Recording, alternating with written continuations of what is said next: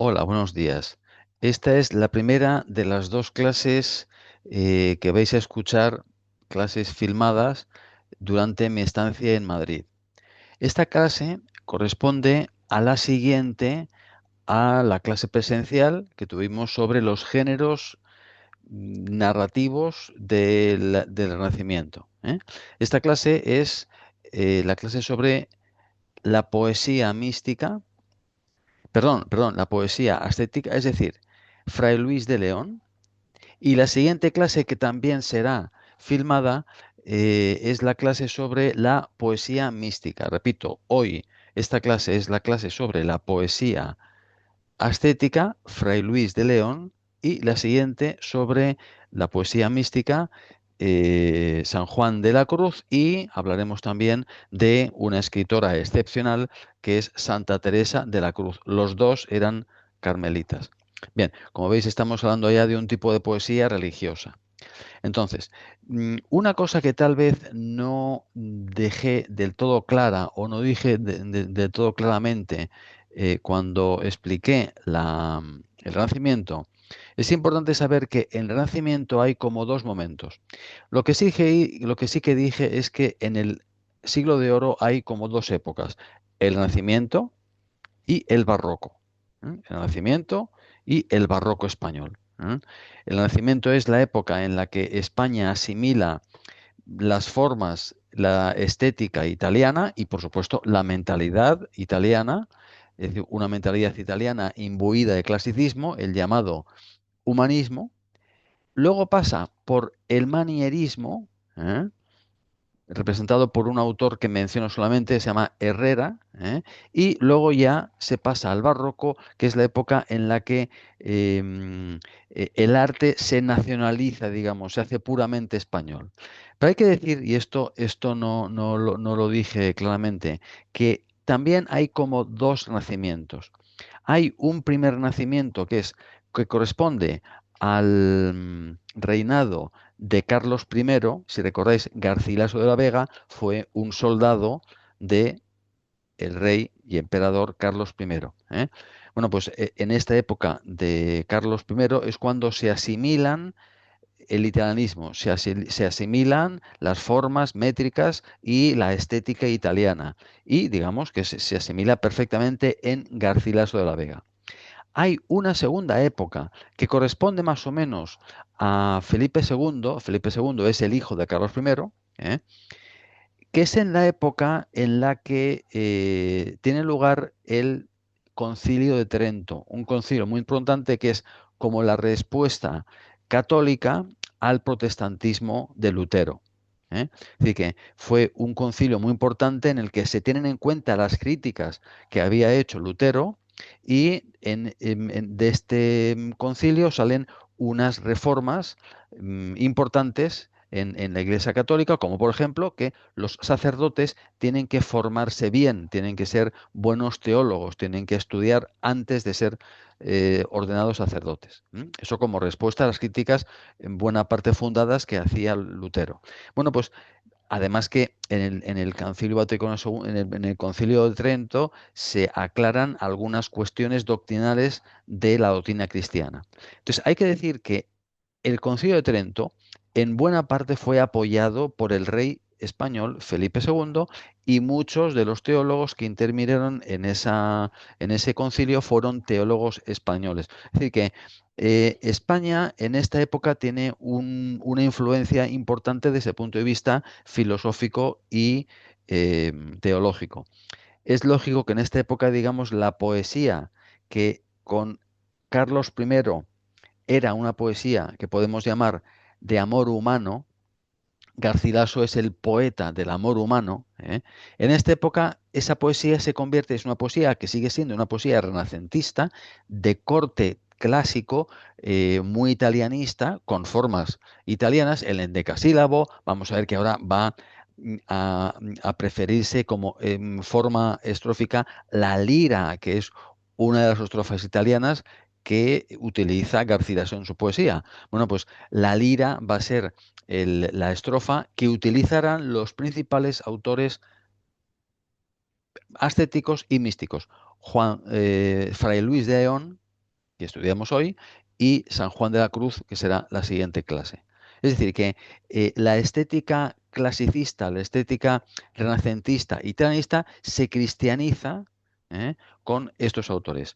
Hay un autor que, repito ahora, se llama Juan de Herrera, perdón, no Juan, Herrera, ahora mismo me ocurre el nombre, es que hay otro arquitecto que es Juan de Herrera, pues no, un poeta que se llama Herrera, sevillano, que este, es muy importante decirlo, es el que asume la poesía de Garcilaso, ¿eh?, y la convierte, digamos, en objeto de estudio. No dije, porque ya no había tanto tiempo, hablando de Garcilaso, que cuando Garcilaso publica sus obras, en cuanto quedan publicadas, pasa a ser un clásico de la literatura española, un poeta clásico. Es decir, que los demás poetas, los demás autores, cualquier persona que quiera escribir poesía, tiene que empezar por Garcilaso. Porque, repito, Garcilaso es el que asimila perfectamente la cultura italiana en español. ¿Mm? Está claro, ¿no? Pues este Herrera, que este autor solamente lo menciono, es un autor que, por un lado, españoliza los temas clásicos, los temas del Renacimiento, utiliza más temas clásicos. Si recordáis, Garcilaso utiliza más temas, vamos a decir, más mitológicos, el tema del locus amenus, el tema del amor cortés, el tema del amor no correspondido por la dama. ¿Eh? Estos temas, por supuesto, se siguen utilizando, pero hay como una nacionalización paulina, es decir, los temas se hacen un poco más nacionales, miran más a la historia nacional de España. Esto ocurre con Herrera. ¿Eh? Bueno, pero repito que Garcilaso se convierte como en el modelo a imitar, es como el punto cero, la poesía moderna, el punto cero de la poesía moderna española. ¿Eh? Y lo que vamos a ver es que estos poetas de tipo de religioso, es decir, los que se llaman poetas del amor divino, Garcilaso es el representante de la poesía del amor humano, con formas italianas, con formas humanísticas, con formas renacentistas. Estos poetas de tipo religioso hablan del amor divino. Siempre se ha hablado de esto, de el amor humano, Garcilaso, y el amor divino. Es una cosa curiosa porque Garcilaso eh, se supone que era un hombre creyente, como en aquella época, pues eh, no se hablaba mucho de ateísmo sino que la gente en general era creyente, pero no dedica ni un solo verso a hablar de las cosas divinas, es todo amor humano. Bueno, pues ahora contrasta en esta época en el que tiene más prioridad la temática religiosa, pues por eso se llama poesía de amor humano, Garcilaso, y poesía de amor divino, la poesía de estos autores, Fray Luis de León, agustino, representante de la llamada poesía ascética, y San Juan de la Cruz y Santa Teresa de la Cruz, Santa Teresa de Jesús. Habría que decir al revés, Santa Teresa era mayor que San Juan de la Cruz. Pero como aquí vamos a hablar sobre todo de la poesía de San Juan de la Cruz, por eso lo menciono antes. Pero la siguiente clase hablaré, por supuesto, porque es de justicia, hablar de Santa Teresa de Jesús, que también escribió un poco de poesía, pero principalmente escribió prosa, una prosa que no fue intencionadamente literaria, pero es una prosa tan limpia, tan expresiva, que se ha convertido en obra literaria. Ya hablaremos de esto la próxima semana, en la próxima clase. Bien, entonces, antes que nada quiero enseñar de qué estoy hablando. Veis aquí que estamos aquí en esto, ¿no? El Renacimiento de Galicia. Esto es lo que hablamos hace dos clases. Y esta es la clase de narrativa. Y entonces estoy hablando de Fray Luis de León.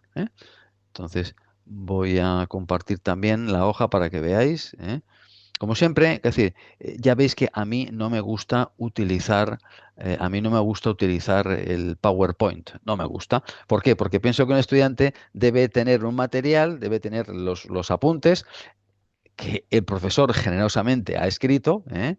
En mis tiempos nosotros tomábamos apuntes en clase. El profesor no compartía sus apuntes, sino que el profesor hablaba y los estudiantes teníamos que tomar apuntes. Ahora somos mucho más generosos, escribimos nuestros apuntes, pero eso no quita para que busquéis información complementaria, ¿eh?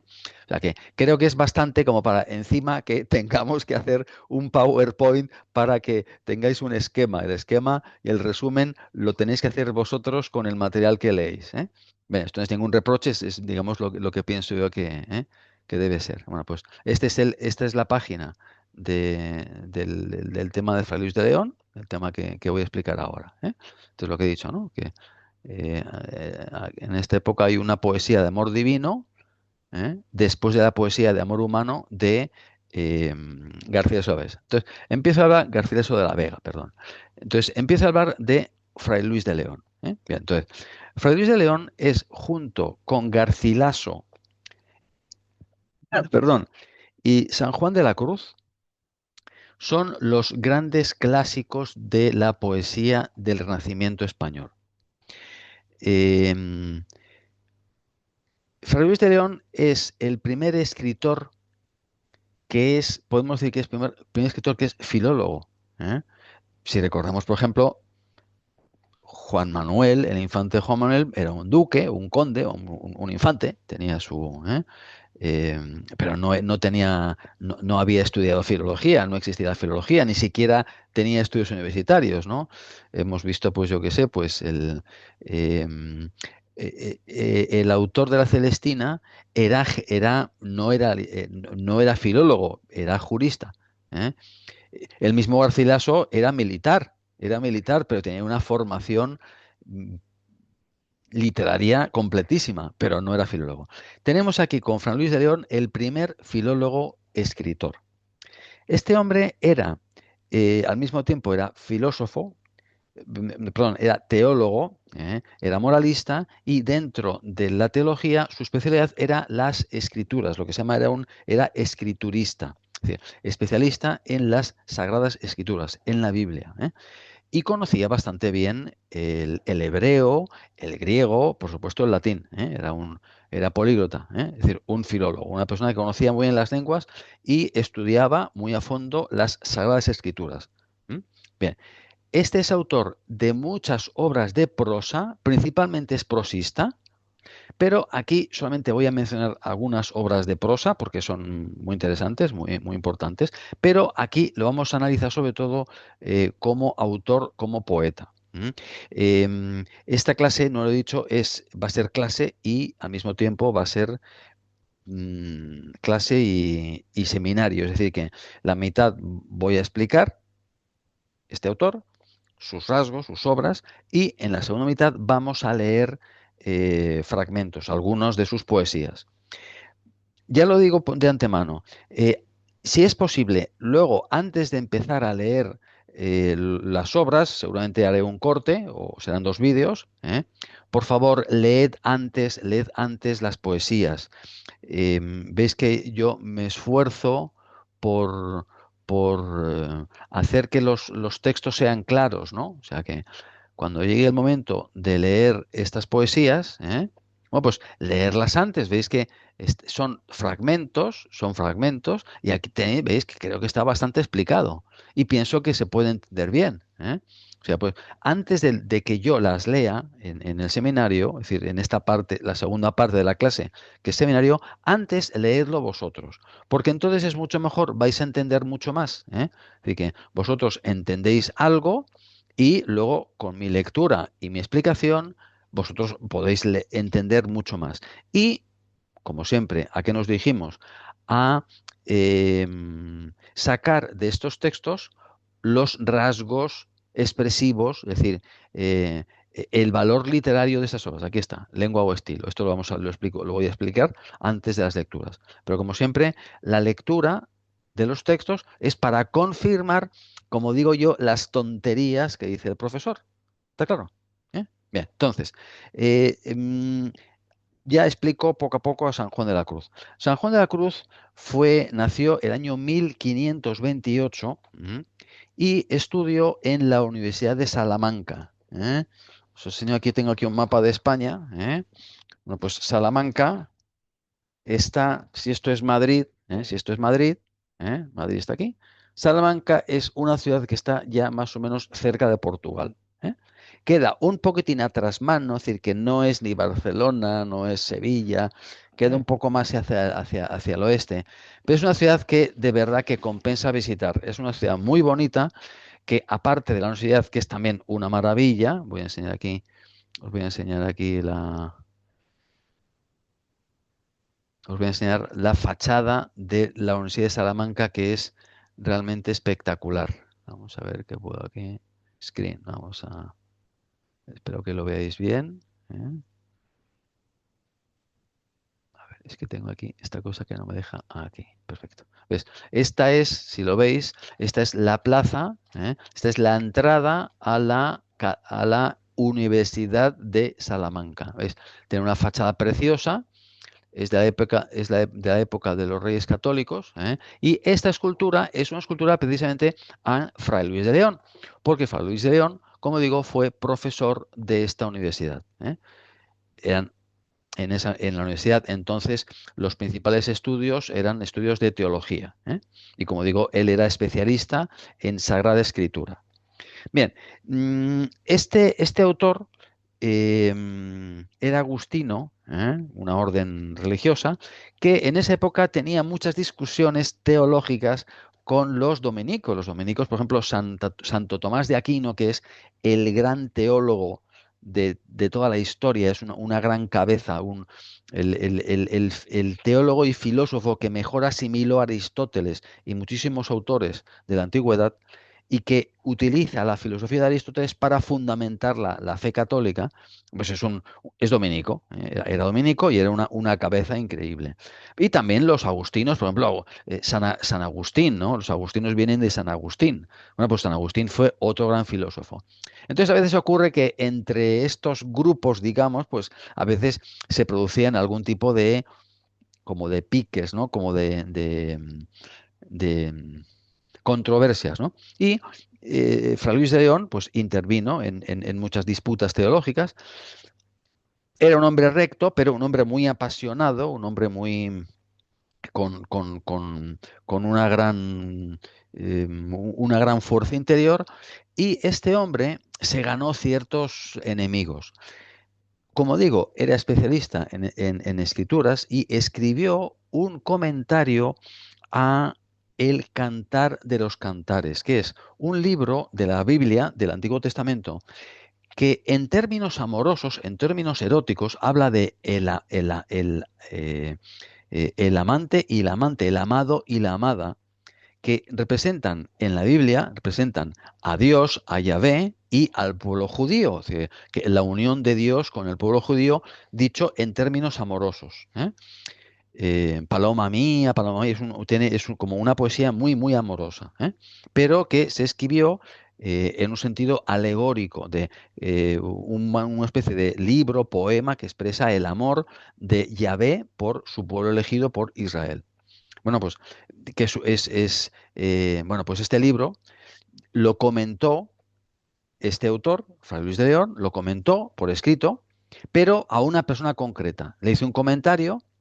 ¿Qué pasa? Que en esa época en la Iglesia Católica estaba prohibido hacer comentarios o traducciones de los libros sagrados. Entonces, aunque ese comentario o traducción fue totalmente privado, alguien encontró ese texto y lo difundió porque era un texto bastante bueno. Entonces, hubo gente que le acusó de haber traducido un libro, de haber traducido al castellano y comentado un libro de la Sagrada Biblia. Entonces, fue procesado, estuvo 5 años en la cárcel, eh, pero la Inquisición, que siempre, oh, la Inquisición al final le perdonó, porque Inquisición significa investigación. Investigó si realmente había cometido algún delito y se demostró que no, pero estuvo 5 años en la cárcel. Entonces se cuenta, esta es la típica anécdota que se cuenta de Fray Luis de León, cuando salió de la cárcel y volvió a su trabajo, volvió a la clase, empezó a decir la clase. Como decíamos ayer, y ayer habían transcurrido 5 años. Entonces, esto no se sabe si es verdad, es un poco leyenda urbana, pero se dice eso, ¿no? Cuando uno va a la Universidad de Salamanca como museo a visitarlo, y se dice, este es el aula donde Fray Luis de León dijo, como decíamos ayer, ¿eh? Bien. Pero hay mucha gente que duda de que esta anécdota fuera verdad. Bien, el caso es que después siguió trabajando. Al final tuvo también otra disputa teológica, pero no le procesaron. Y los últimos años de su vida los dedicó sobre todo a reformas en el ámbito eclesiástico, ¿eh? Y murió en el año 1591.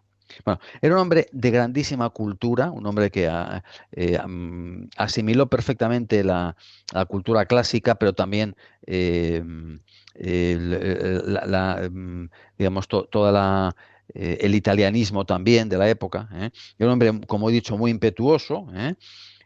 Que se llevó muchos palos, es decir, que recibió eh, fue bastante castigado, digamos, un poco por ser tan impetuoso en su manera de expresar, pero al mismo tiempo era una persona muy ascética, es decir, que aunque tenía dentro una gran pasión, pues era un hombre que, como buen renacentista, sabía refrenarse. Si recordáis aquella poesía, ¿no? De en tanto que de rosa y azucena se muestra color en vuestro gesto, y vuestro mirar ardiente, honesto, enciende el corazón y lo refrena, ¿no? Que es ese ideal clásico de la pasión, pero al mismo tiempo el refreno, ¿no? La armonía, el equilibrio. Pues Fray Luis de León es un ejemplo prototípico de hombre renacentista, ¿eh?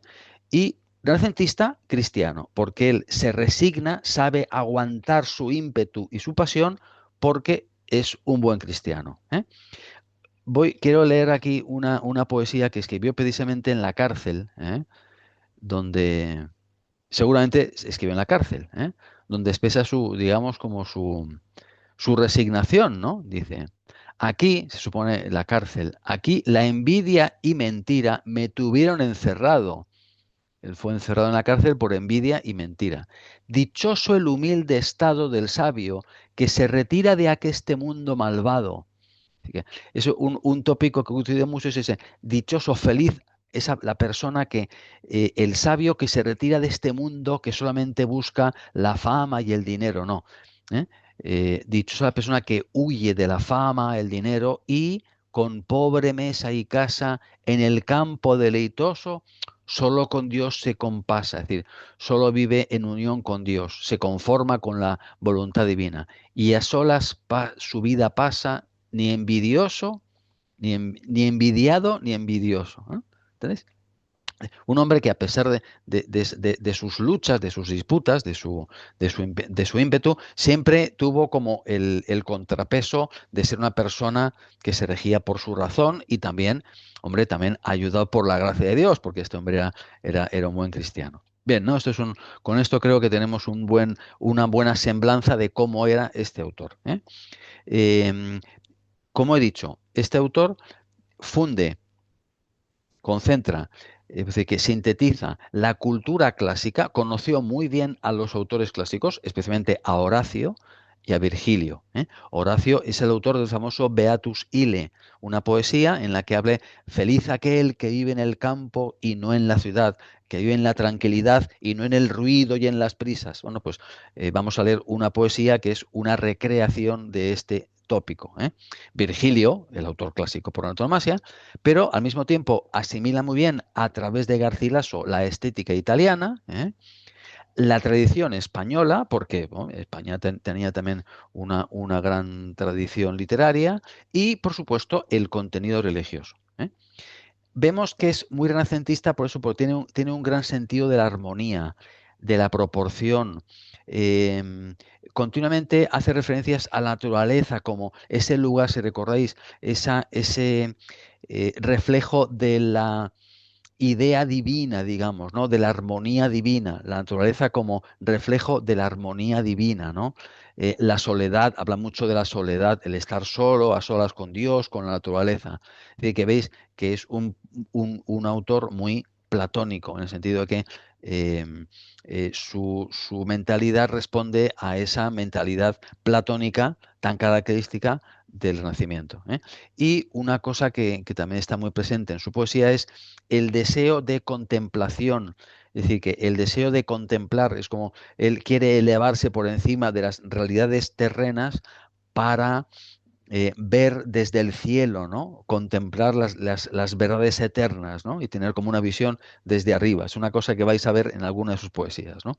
Es más, creo que vamos a leer estas cosas siempre hay que mostrarlas con frases concretas, ¿no? Dice, ¿cuándo será que pueda libre de esta prisión, volar al cielo? Esta prisión entendida como la vida en la tierra, ¿no? La vida en la tierra es como una prisión, como una cárcel, ¿no? Pues, ¿cuándo será que pueda, libre de esta prisión, volar al cielo? Felipe, este Felipe es una poesía que va dirigida a un amigo suyo llamado Felipe, ¿no?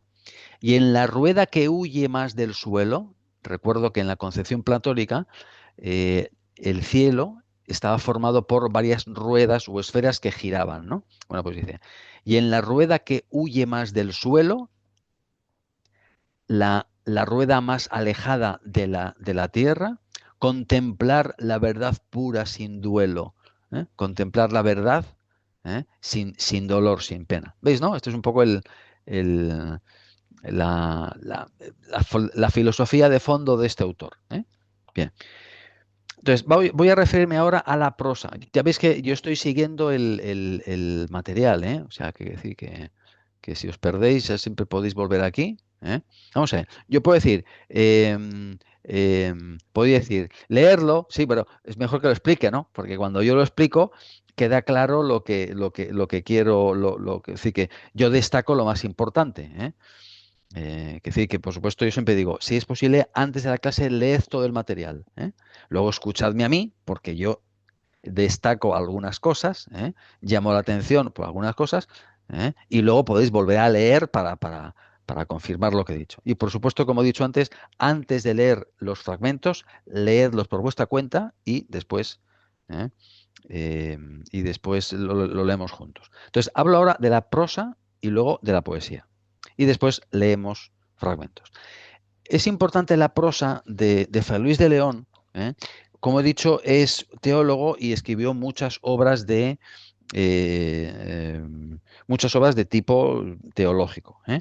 Entonces, una de sus obras más importantes se llama así, se llama De los nombres de Cristo. Os voy a enseñar la portada. Bueno, solamente la portada no tiene ningún, ¿no? Esta es la, ¿eh? De los nombres de Cristo, ¿eh?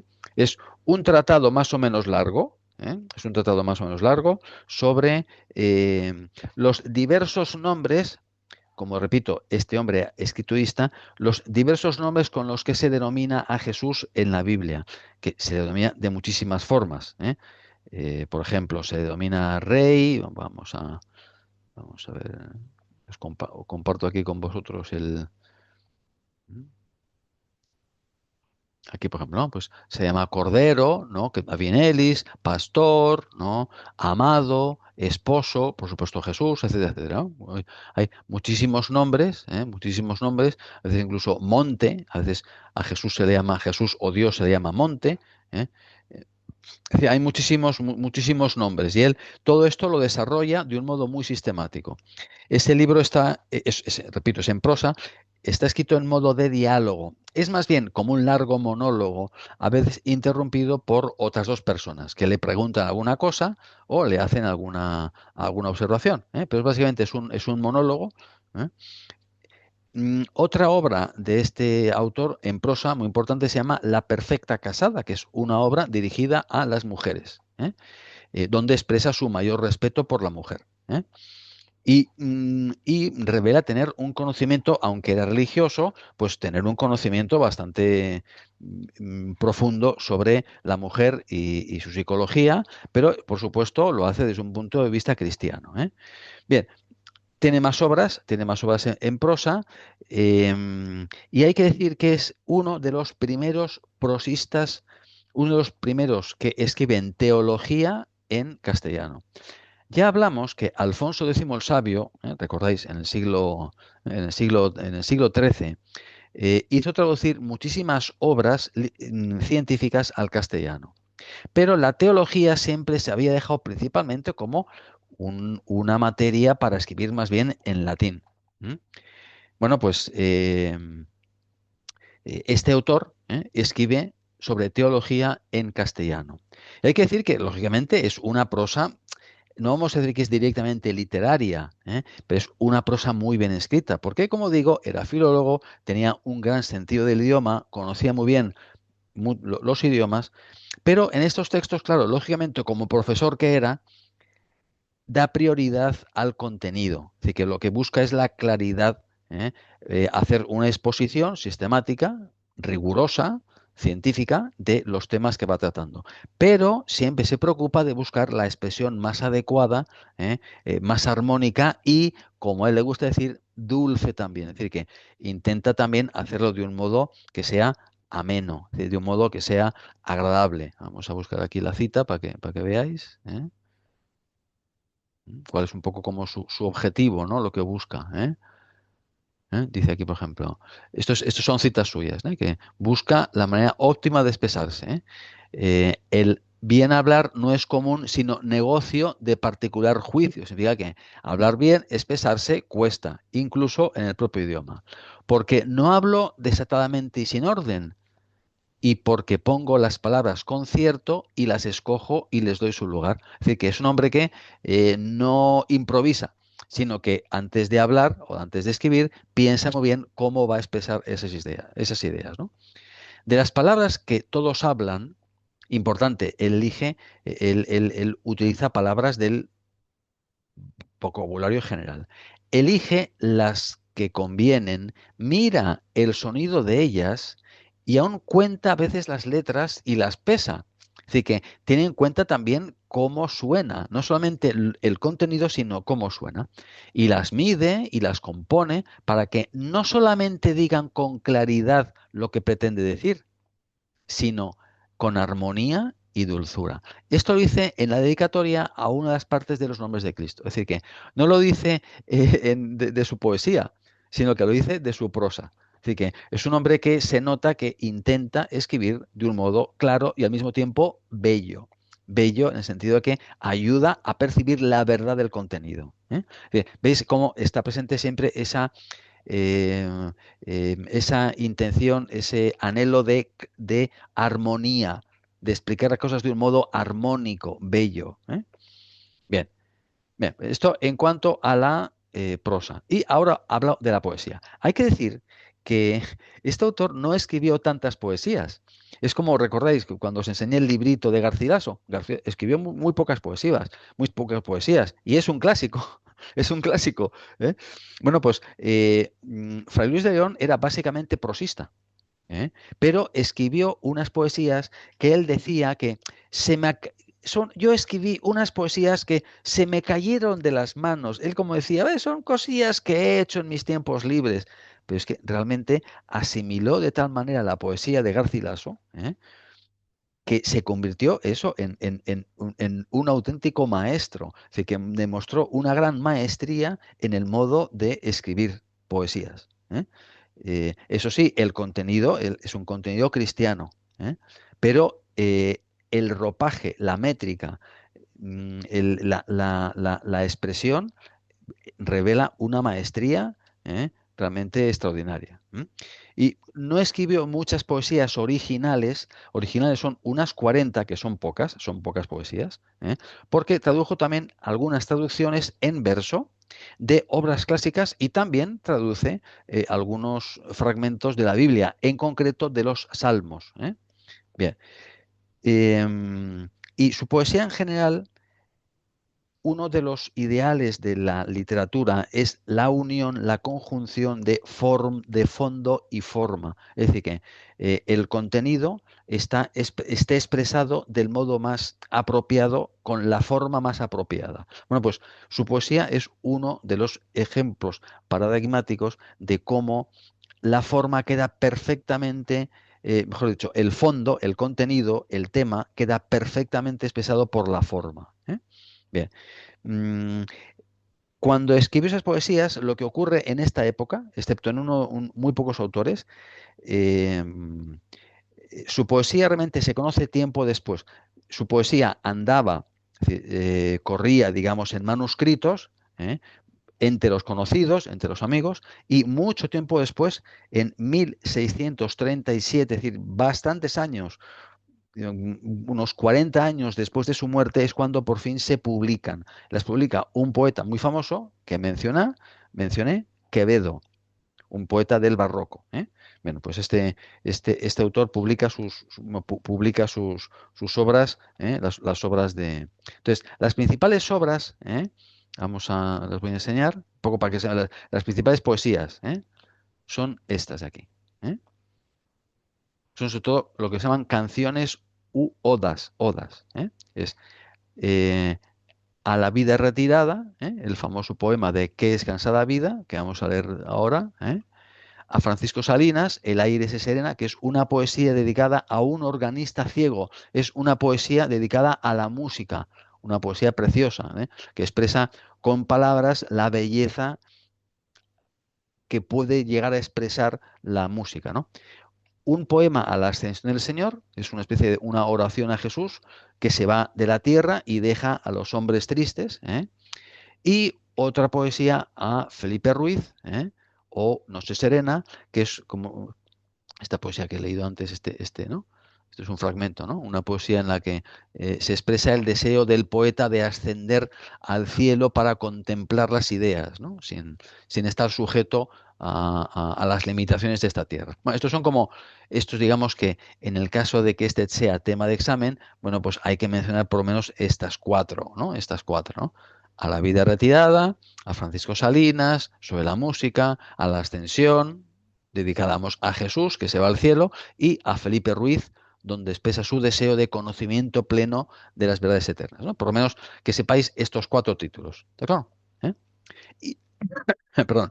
Y también, como he dicho, escribió eh, otras poesías, que son más bien versiones o traducciones en poesía, pero traducciones bien de poemas clásicos latinos o también, como he dicho, de algunos salmos de la Biblia.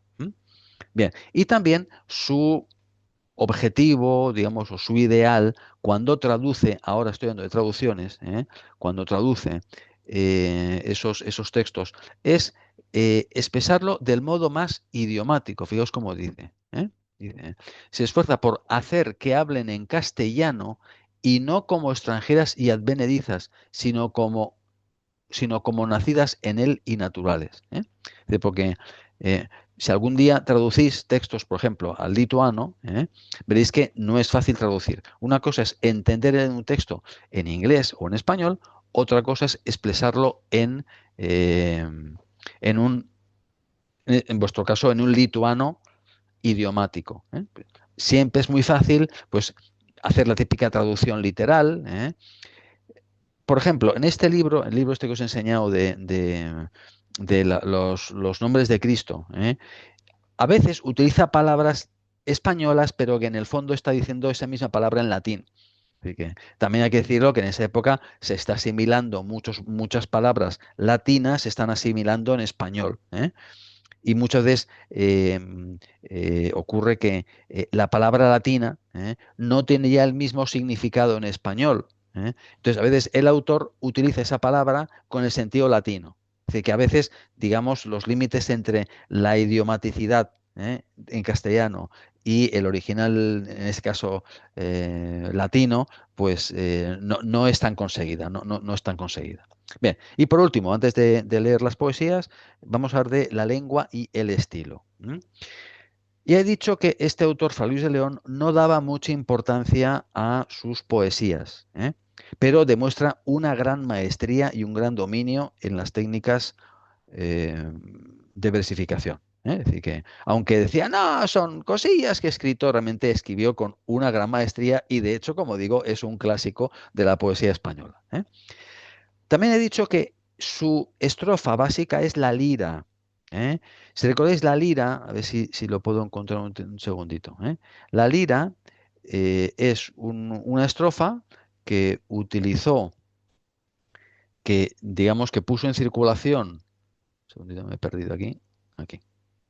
Os voy a enseñar la lira, la primera lira, que fue la que hizo García de Vega. Este es el tema de García de Vega. ¿Eh?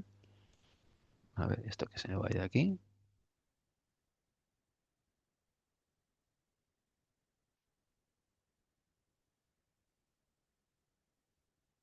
Esta es la primera lira, ¿eh? Que es una combinación de heptasílabos, 7 versos, y endecasílabos, 11 versos, con la rima A, B, A, B, B. ¿Eh? Una combinación de heptasílabos y endecasílabos. ¿Eh? Y como digo, ¿por qué se llama lira? Porque la primera lira que se compuso en español el primer verso termina con la palabra lira. Por eso se llama así. Entonces, Garcilaso escribió un poema con liras, pero Fray Luis de León y también San Juan de la Cruz escriben su poesía religiosa, estética Fray Luis, mística San Juan de la Cruz, con liras y demuestra una maestría increíble. ¿Por qué? Porque son como amplios periodos sintácticos que a veces se extienden en 2 liras, en 2 estrofas, ¿eh? Pero al mismo tiempo no es tan largo, si recordáis cuando leímos las églogas de Garcilaso, que son periodos muy largos, ¿no? Una idea expresada a lo largo de muchos versos, ¿no? Recordáis, las estancias eran en la égloga de Garcilaso. Eran también versos de 11, algunos de 7, pero 14 sí, 14 versos. ¿Eh? Y muchas veces la frase estaba como desarrollada a lo largo de toda esa estrofa. Estas son estrofas más cortas, pero también son como muy fluidas, ¿eh? En ellas fluye, digamos, la fase sintáctica. ¿Eh? Vamos a ver más adelante. El hecho de que unos versos sean de 7 sílabas, otros de 11, le da un ritmo cambiante, ¿eh? Que rompe un poco la monotonía. Si a lo mejor, como de Garcilaso leímos una selección de estrofas, a lo mejor no se notaba tanto la monotonía, pero es un poco monótono. ¿Eh? Son muchas estrofas sobre el mismo tema, oh mi amada, oh Galatea, ¿por qué has elegido otro hombre? Era como dando vueltas a lo mismo, con distintas palabras, pero hablando de lo mismo. Podía ser como muy monótono. Estos son poemas un poco más cortos, ¿eh? Hombre, se componen a lo mejor de unos, puedes decir, pues a lo mejor unas 20 liras, no está mal, pero es mucho más corto que las églogas de, de Garcilaso, ¿no? El léxico, igual que Garcilaso, es un léxico sencillo, ¿eh? Lo dijo el mismo Fray Luis de León, yo elijo las palabras que la gente habla, ¿eh? Pero el arte está en cómo utiliza, cómo articula ese vocabulario a lo largo de los versos, ¿no? Y mm, un rasgo también que es el típico de los clásicos es que la expresión es muy concentrada. Si recordáis cuando leímos, yo siempre me refiero a esto, ¿no? Las coplas a la muerte de su padre, de Jorge Manrique. ¿Por qué es un clásico? Porque con muy pocas palabras lo expresa todo muy bien. Por eso es un clásico. Porque no se extiende demasiado. ¿Eh? Bien. Y cuando existe alguna inversión sintáctica, es decir, alguna ruptura del orden sintáctico del español, se debe precisamente a, digamos, a las limitaciones de la métricas. Por ejemplo, dice aquí, no le enturbia el pecho, digamos el corazón, de los soberbios grandes el Estado. Esto, claro, en lituano es el orden normal, en español el orden es el Estado de los soberbios grandes. ¿Eh? Primero el Estado y luego de los soberbios. ¿Eh? ¿Eh? Bien, o sea que si hay alguna ruptura de la sintaxis es por, como digo, es por, mm, ¿cómo se dice? Por limitaciones o por constricciones propias de la forma métrica, ¿eh? Porque la búsqueda del ritmo y de la rima te obliga a romper un poquitín la estructura sintáctica. Pero en general las poesías son bastante, como decir, bastante sintácticas, es decir, que siguen las reglas de la sintaxis española, con alguna pequeña ruptura. Bien. Y por último, La temática, ya he dicho, la temática es de tipo religioso filosófico, insiste mucho en en que el alma debe como separarse de las ambiciones de la tierra, el poder, la riqueza, las preocupaciones, las prisas de la ciudad, ¿no? Y el fondo de de toda su poesía es ese deseo de armonía, de equilibrio, de serenidad, lo cual no está reñido con que, lo vais a ver, en el texto hay muchas expresiones, hay muchas exclamaciones, muchas interrogaciones. Es decir, que vais a ver que, como digo, no hay monotonía. El tema es más o menos el mismo, pero muchas veces cambia el ritmo o habla de un tema, luego cambia a otro, hablando de lo mismo, pero cambiando de pequeños temas. ¿Eh? Bien, pues yo creo hasta aquí la explicación sobre Fray Luis de León, ¿eh? La explicación teórica de su poesía. Entonces, ahora voy a parar, y seguramente haré otro vídeo, en el que vamos a leer juntos estas poesías, ¿eh? Y repito, antes de leerlas yo, leerlas vosotros, intentad entender, intentad entender, ¿veis? No es demasiado, son 2 páginas y un poquitín más, 2 páginas y un poquitín más, ¿eh? Y vamos a ver esta que es la clásica, la de qué descansada vida, la del que y del mundanal ruido. Vamos a leer esto, ¿eh? Pero repito, leerlo antes, y luego lo leemos juntos, ¿vale? Entonces, corto ahora y otro vídeo.